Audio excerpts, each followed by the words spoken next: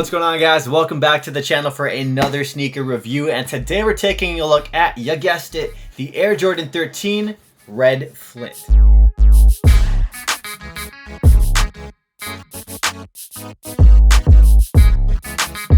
Welcome back to the channel if you're already subscribed, and welcome if you are new. On Sneaker Talk 365, we do a ton of sneaker reviews, so if you like shoes, if you want to learn more about shoes and stay up to date on a lot of the new releases, hit that red button, subscribe down below. We have one of the few Air Jordan 13 releases of the year, and I gotta say, this is a fantastic non-OG colorway. Now, if you didn't know already, the Air Jordan 13 is inspired by Michael Jordan's cat-like reflexes. That's why the outsole kind of looks like a paw of a cat or a panther, and there's also like a little cat eye, tiger eye right here as well, which is really cool. We'll get into a lot of the details in a second, but my first impression of this shoe is that it is a really well-built Air Jordan general release sneaker. For a non-OG colorway as well, it definitely gives me OG vibes. Now, these are of course inspired by the OG Air Jordan 13 Retro Flint, and that's a shoe that actually got retroed last May, and those had value for a long time, at least the older releases, and then the retro also has some pretty solid value as well. Another cool thing about these 13s is that they closely resemble Kevin Martin's player exclusive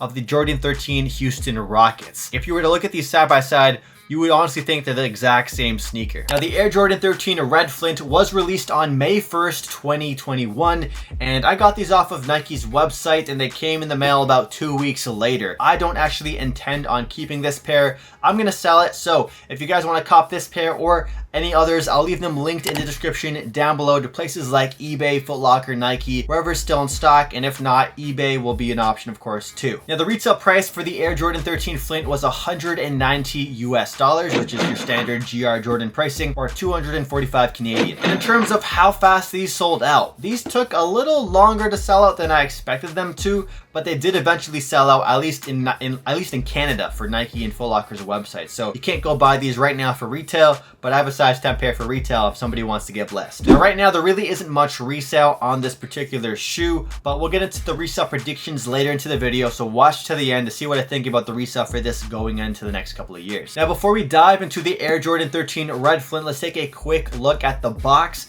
Now, the box they use is the typical Air Jordan 13 box, but that's supposed to like be reminiscent and replicate the OG Jordan 13s that were released back in the day. So it's just this gray box with the red Jumpman in the center. Here's a look at the label as well. It actually says, what does it say here? Gym red, black, Flint, gray, white. Now, I always thought the blue color on the Flints was the Flint color, but it turns out that the gray color on this on the Jordan 13, this is actually the Flint. Now, let's take a closer look at the details of this shoe, the construction, the quality. I gotta say, for a general release Air Jordan, this is a really well done sneaker. There's no quality control issues that I had at all on this shoe. There's no like bad dyeing when it comes to the suede or anything like that. Everything looks really nice, so there's no complaints here. Taking a look at the upper of the shoe, you have this red canvas upper. Now, this canvas upper is like woven with this gray reflective material underneath of it, so it looks really cool, and you might not even know it's reflective until late at night by surprise. If you take a photo with these with flash, for example, these gray like little dots on the red will light up, so it's really cool. Besides that, you have white leather that wraps around the toe box area.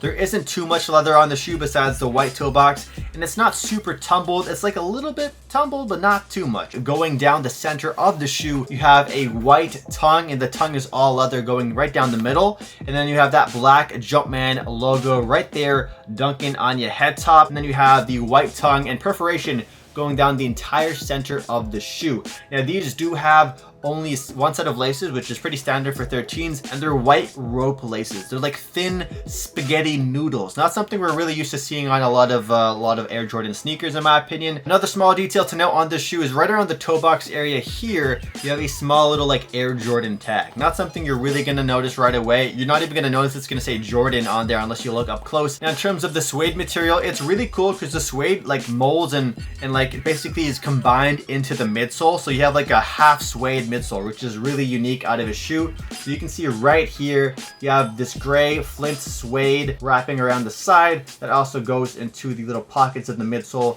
right there. And I gotta say, when I was first getting into sneakers and Jordans in general, the Jordan 13 was not a sneaker I really liked. The canvas material mixed in with these sort of like punctured kind of hole punches into the shoe.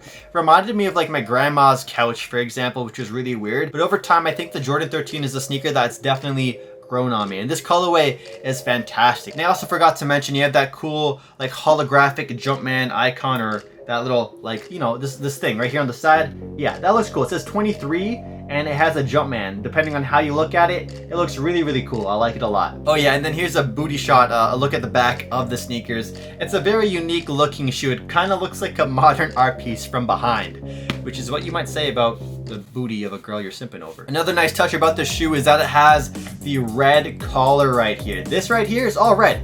It's all red, which means that your jean dye and like potentially like the dirt and stuff from the bottom of your pants that gets into here and it gets all nasty looking, you know what I'm talking about, that's not going to be an issue for this shoe because it's all red. You're taken care of. You don't have to worry about your shoes looking all dirty. I would love to hear what you guys think about these shoes in the comments down below. Jordan 13s are an amazingly comfortable sneaker. I know a lot of people stop getting into retros after 12. 13's usually the last one people really like, and then 14 and above people really not really wear casually, you know what I mean? The 1 through 13 in my opinion are like the more casual, wearable, day-to-day Jordans for today's usage. But in terms of comfort, these are a fantastic retro Jordan. I'd put it up there in terms of like top comfort for lifestyle Jordans. I would recommend going your true size. I'm typically a size 10 in retro Jordans with my Nike sneakers, and this was the same case. They fit really great true to size. Now in terms of resale prediction,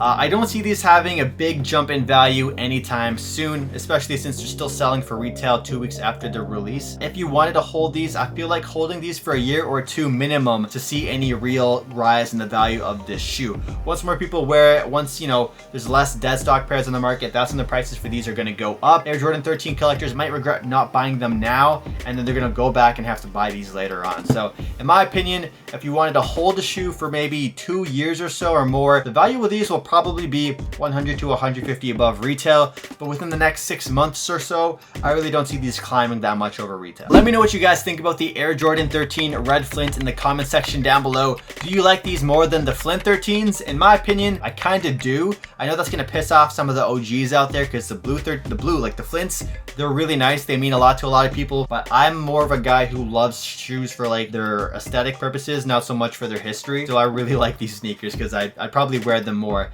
than the Flints. But let me know in the comments down below. Maybe I'm wrong. I want to hear from you guys. Hit that like button as well and subscribe for more videos like this. With that said, I'll catch you guys in the next review. And again, I'll leave links to the sneaker in the description down below so you guys can cop them on eBay or places like that. I'll catch you guys in the next video. Peace out.